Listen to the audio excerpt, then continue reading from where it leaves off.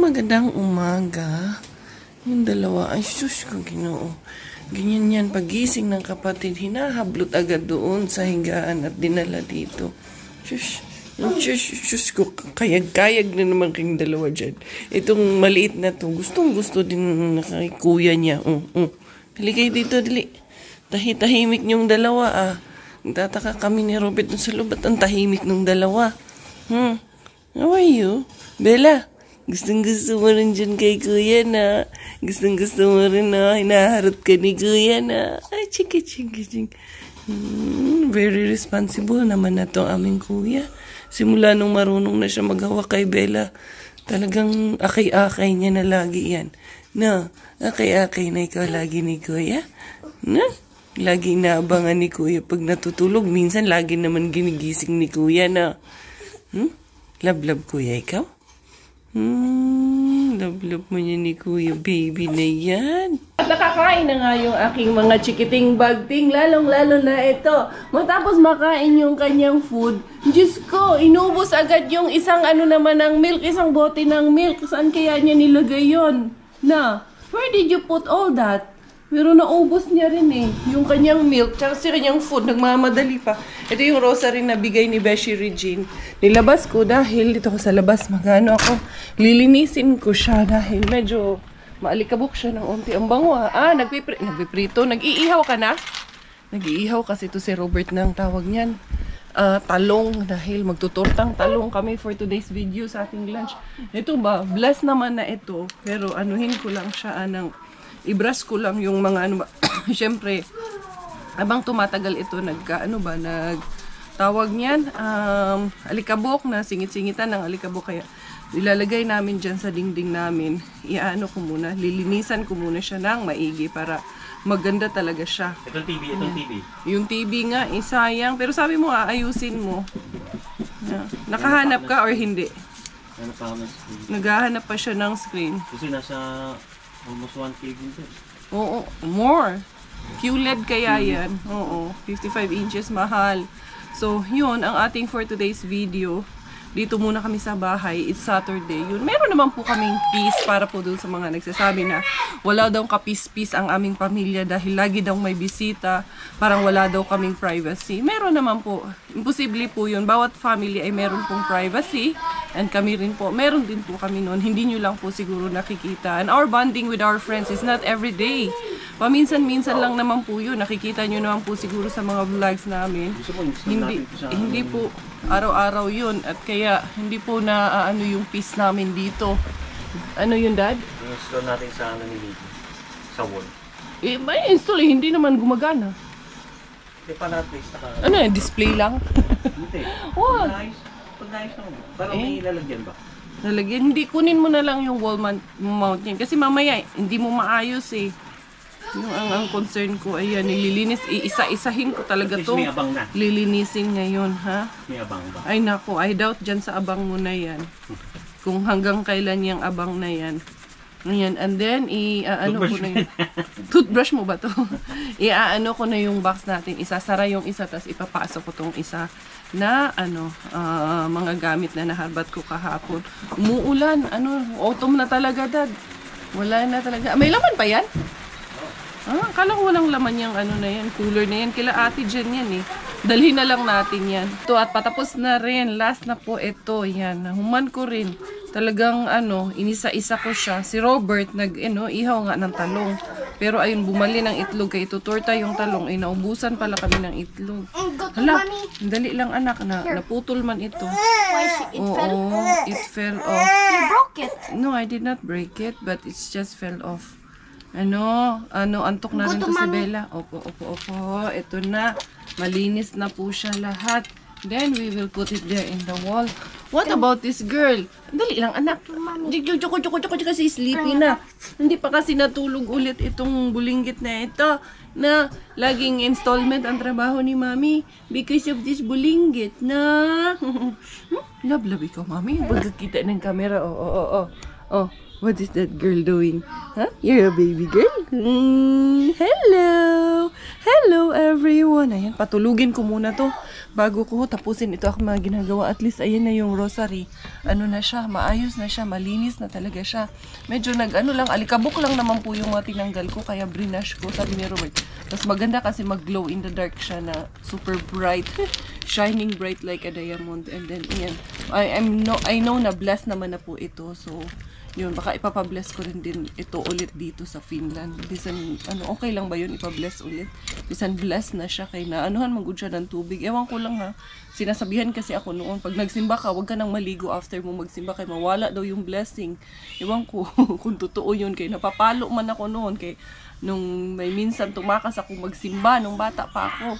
Tapos, pag after, diretso man kami sa dagat, naligo kami ng dagat. Pag uwi, napagalitan lang tuloy ako kay wala daw kwenta yung pagsimba. Tapos pag uwi mo, naligo ka rin ng dagat.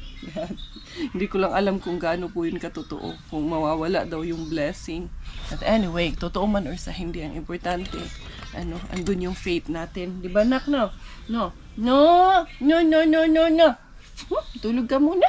Katulog na sa wakas si Inday Bella. Yung ulan naman, pabalik-balik naman pag ulan na to. Walang tigil ang ulan na to. Parang dyan din ata sa Pilipinas, umuulan din lagi. Kaya ingat din tayo mga besh. Sasara ko na itong isa na to. Para, na to, ready para hugutin. Wala akong mga vacuum bag, pero okay lang.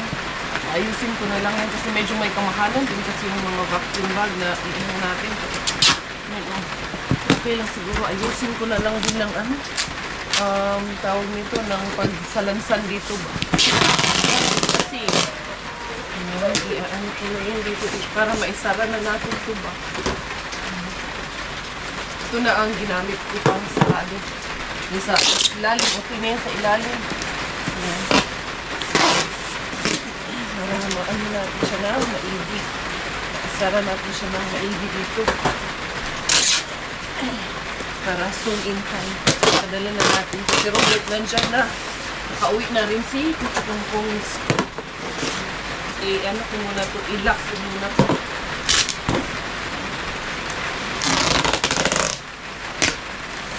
Nasarado na rin itong first box natin. Box number 1 is ready. Ayan. So, yung box number 2 naman ang pag ni Inday Karia ngayon. Naubos yung 3 kong ganito kasi maninipis lang pala yun. Konti lang pala ang laman niya. Pero at least naisara ko naman itong box na to. Hinaano ko lang para dikit na dikit siya. So, there you go. Dito na, nasa UAE ako, naalala ko. I-extend pa namin yan pataas. Napaka-bulky na nung box. Halos masira na. Para punong-puno lang talaga siya. Pero dito bawal kasi kailangan talaga ganyan na siya. Malinis na malinis. Pero ano naman siya, wala siyang weight limit. So, magkain muna kami ni Coco M sa'yo. Nakaluto na yung aking chef master dun sa loob. Miggy vomited. Why did you vomit? My baby! Dali, go get the stairs doon. Dahagdan, go get the stairs kasi i-fix natin dito yung the rosary, will fix it there. Mura ni Junig, simbahan ng ating balay. Hindi, Bella, and the baby! Nagising na si Inday yun. Mag-fix kami ng bahay, mag-home renovation na naman hindi kaya dito sa bahay. Yeah, we're gonna fix it. Wala lagay? Dito, sa gitna. Tsaka igitna natin to. Wala siya sa gitna eh. No? Ayusin lang natin to ng kaunti man. Miggy, can you please pick up those, love? Huh? Your, toys. No, not this one. The stairs there in the barasto. Oh, baby! Iluloko ko kasi siya. Ay, nako. Oh, need to help the Bella. The Lela. Okay, go down. Sige, go down. Just put her down. Put the baby down. Wait. Okay, now good. Abot niya na. Abot niya. Huy, yung isang paa dad. Ano yung isang paa? Nakasabit. Oh, very good. Go get the stairs, anak. Bring these toys lang, ga. Dali na. There you go. Pinapako na ni Chukongkong. Pwede ba pako lang, dad? Malambot yung pako na yan. Ano to? I-try mo nga. Yung parang gold ang kulay. Iano namin kasi, dito namin ilalagay yung tawag nun, rosary. May yan dyan eh, yung isa.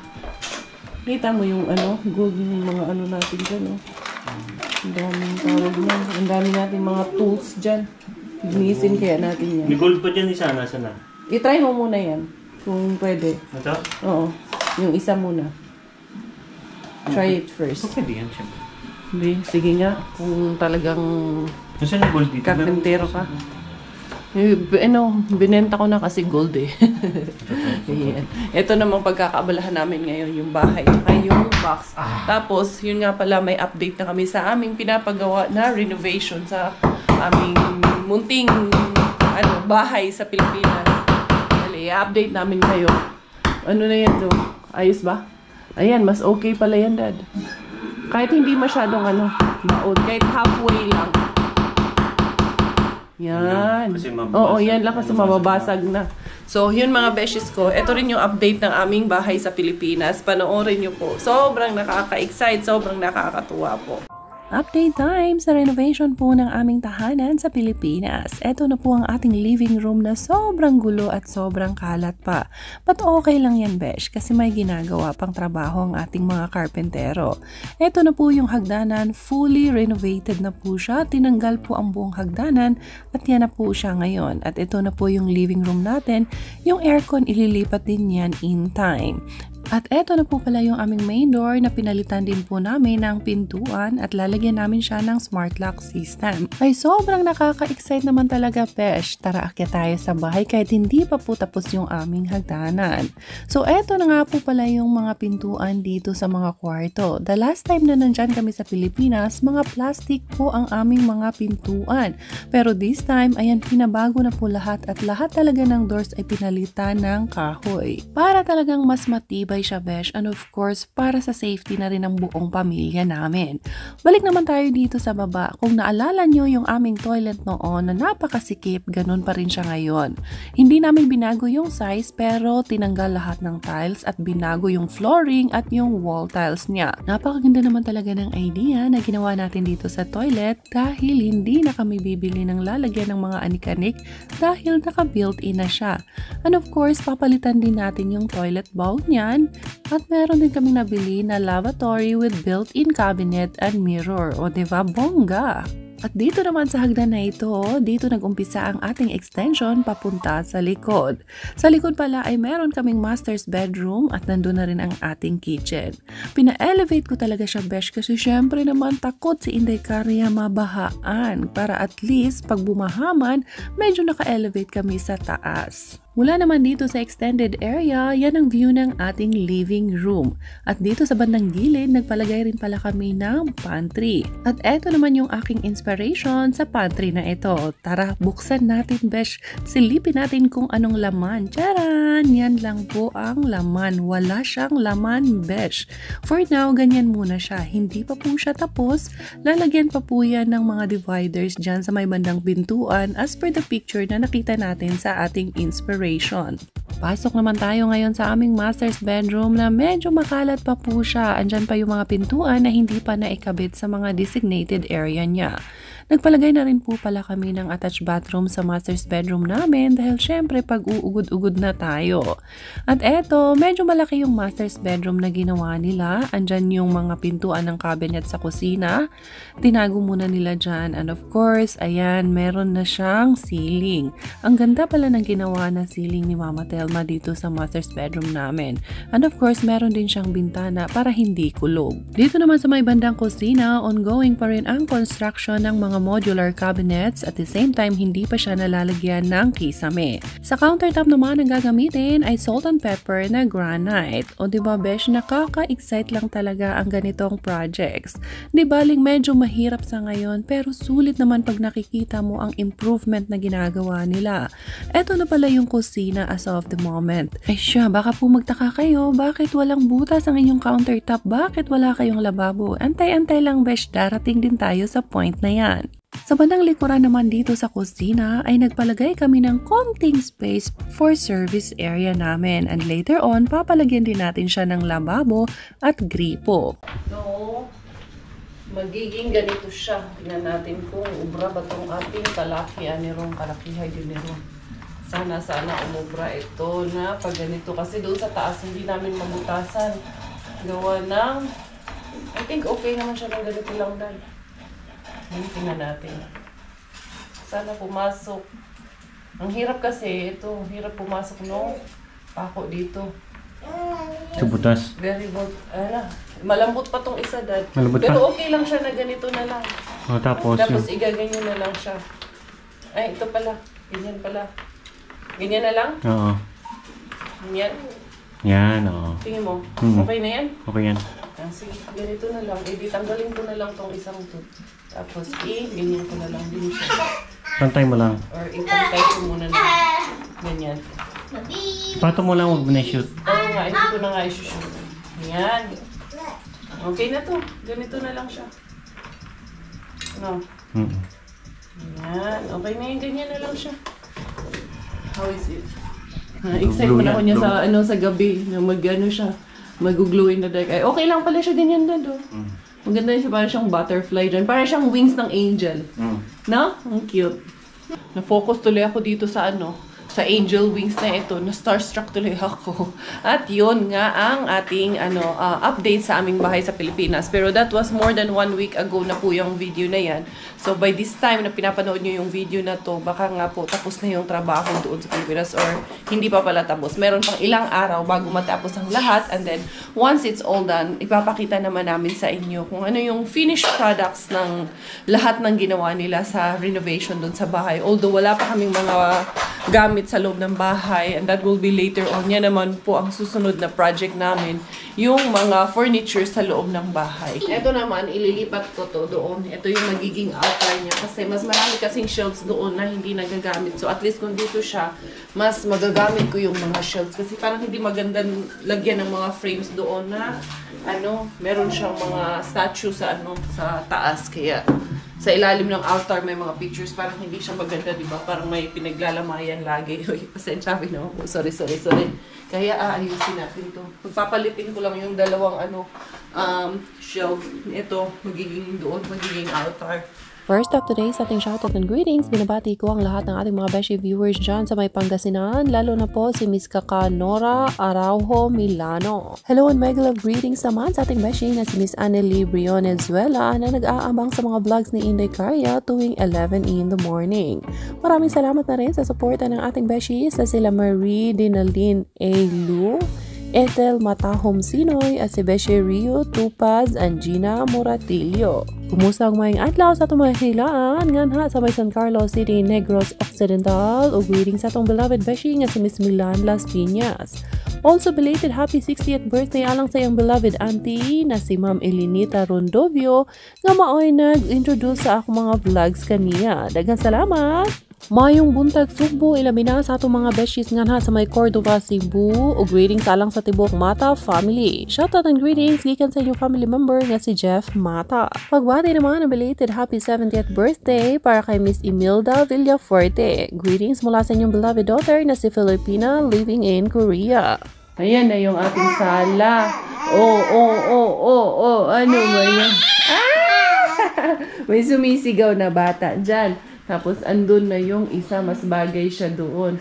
Kaso lang, hindi matapos-tapos ang gawain kasi may batang nagyayaw-yaw. Hindi pinapansin ni Kuya yung baby dyan. Lapat na yung mo dyan yung tawag nito, paa mo dyan sa sa higa. Wow, very good, Bella. Jump, Bella, jump. Jump. 1, 2, 3, jump! Yay! Good girl man yung baby na yan. Medyo masikip nga lang sa ngayon dahil meron kami nitong playpen. Pero once na malaki-laki na yung baby na yan, tatanggalin yung playpen na. Dito naman ako sa labas. Ayusin natin itong yan para pabagahin natin yung isang box. Buti may nakita pa ako doon na tape sa loob. Si Bella andun. Hinuhugasan ni Robert.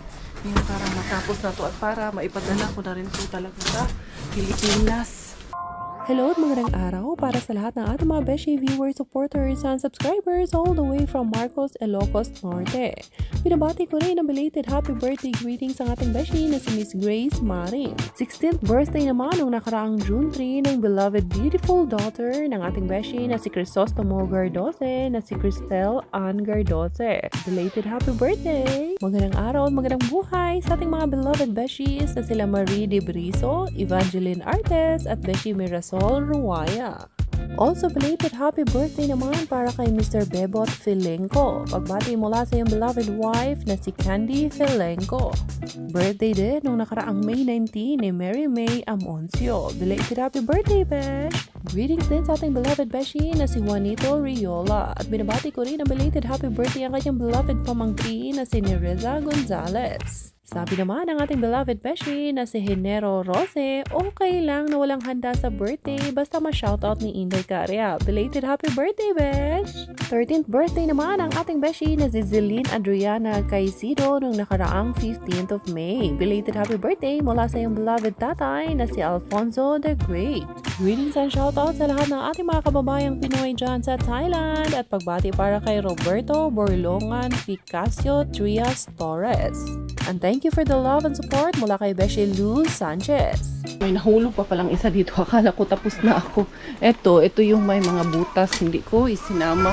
Medyo malikabok dito sa labas ngayon ah. Ay, iingay ng aming bata. Ay, dali, ipasok ko muna to. Marami pa palang kulang. Sabi ko, akala ko makakalahati ako. Kasi ang ginawa ko ganito. Hindi ko na masyadong tinupi.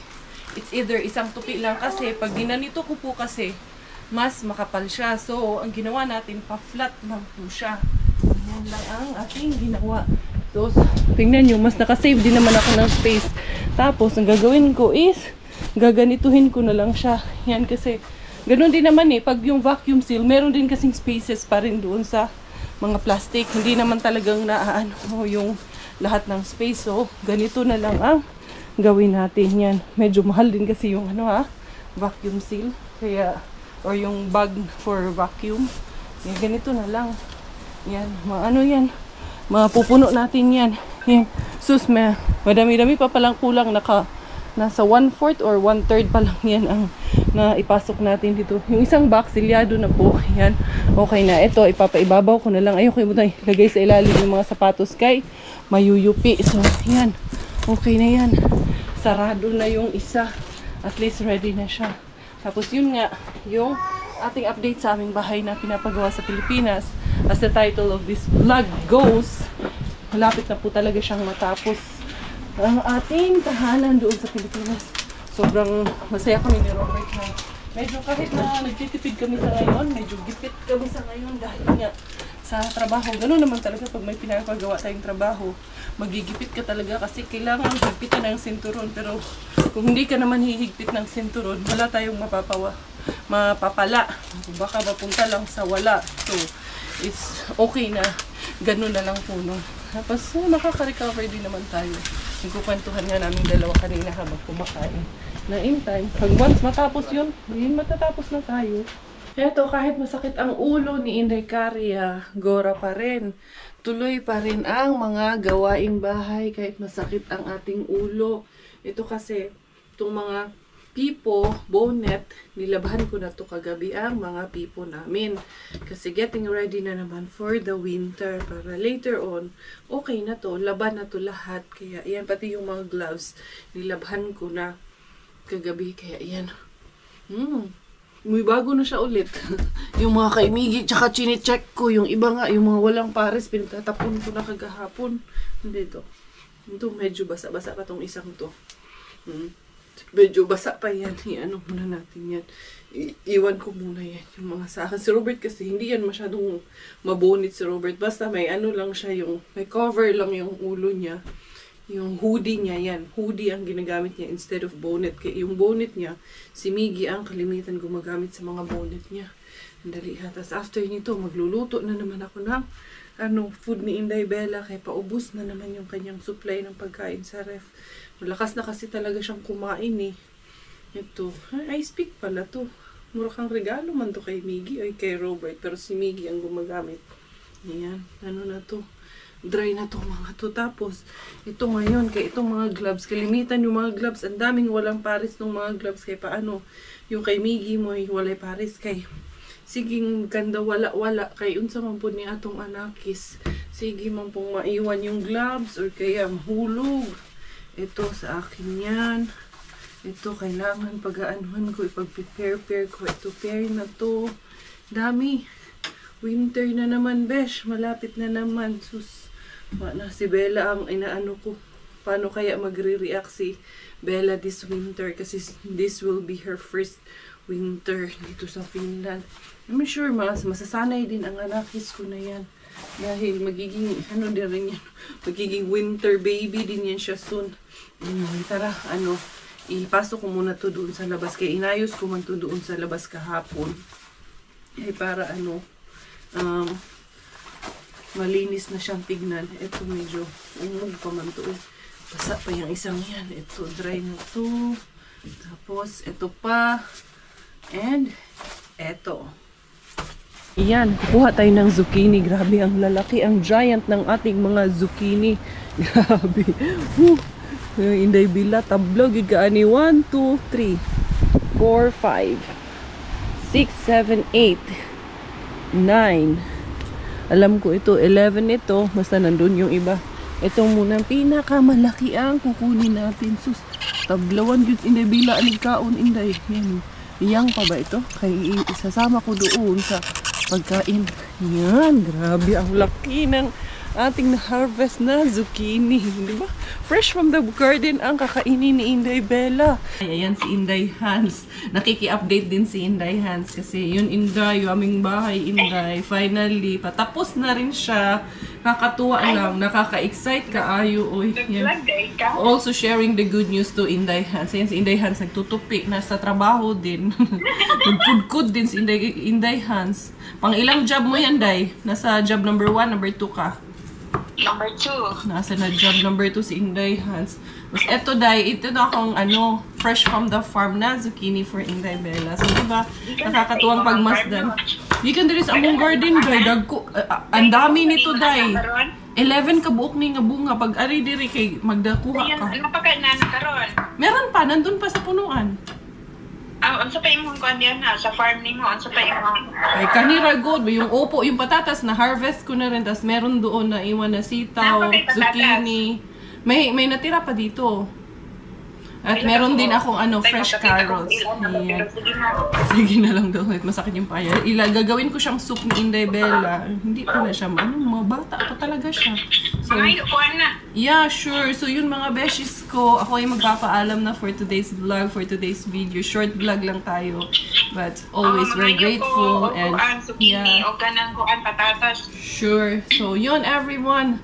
Ako'y magpapaalam for today's vlog. Thank you for the love and support. This is your Inday Karya and Inday Hans with me. Thai finish dahil Thailander ang aking nanay at finish mo ang aking tatay. Ako po ay proud Pinay.